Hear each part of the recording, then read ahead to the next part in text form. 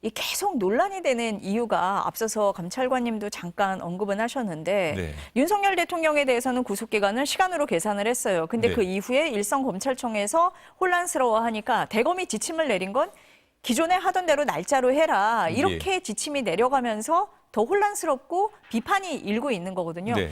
그러면 윤석열 대통령에게만 특혜를 줬느냐 이런 비판이 나올 수밖에 없거든요. 특혜를 줬느냐라는 비판이 나오는 건 당연한 것 같고 어떤 면에서는 특혜를 입었다고도 볼 여지가 충분하지 않겠습니까? 사실 윤석열 대통령 이외에는 이런 사례가 없습니다. 그리고 뭐 이런 그 인권 보장이라든가 이런 형사소송에 있어서의 대원칙이 적용되는 그 주요 사례들을 보면 그 사례는 기억할지언정 그 사례로 인한 혜택을 입은 사람이 누구인지는 아무도 기억하지 않습니다. 기억하지 못합니다. 그런데 이 사례의 경우에는 그런 검찰의 즉시항고권 포기, 그다음에 취소 결정과 관련된 구속기간 산정 방식의 예외적인 적용, 이로 인해서 혜택을 받은 사람이 누군지는 누구나 답을 할 수 있거든요.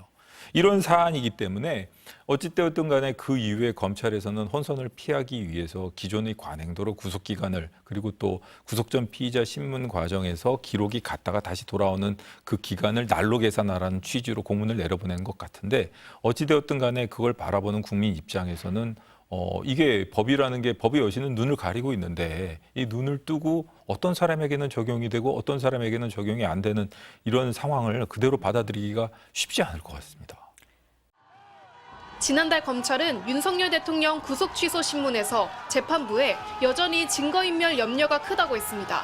또 불구속 재판이 이뤄질 경우 공범들과 말을 맞추거나 증언을 해야 할 부하들이 압박을 느낄 수 있다고도 했습니다.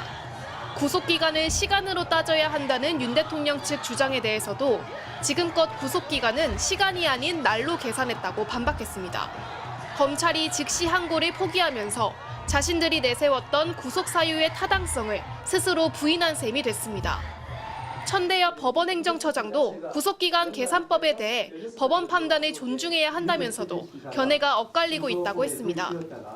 확립된 판례는 없긴 하지만 이제 말씀하신 것처럼 이제 날을 기준으로 하는 경우가 많은 것 같긴 합니다.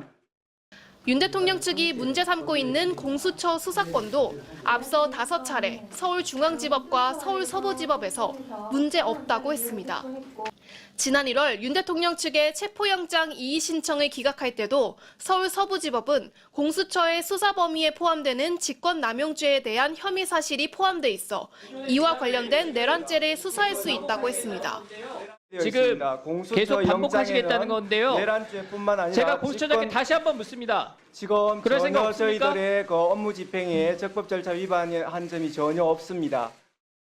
공수처 수사권 논란도 구속기간 계산법 논란도 다퉈볼 여지가 많은데 심우정 검찰총장은 즉시 항고를 하지 않겠다는 겁니다. 대통령부터 시작이라는 말들을 많이 하는데 이것은 교묘한 어떤 대통령에 대한 특혜, 시비를 불러오려고 하는 나쁜 의도가 있다고 생각합니다. 윤 대통령 측의 부인에도 불구하고 결국 검찰이 윤 대통령만을 위한 결정을 하려는 것 아니냐는 비판은 피할 수 없어 보입니다. MBC 뉴스 김현지입니다.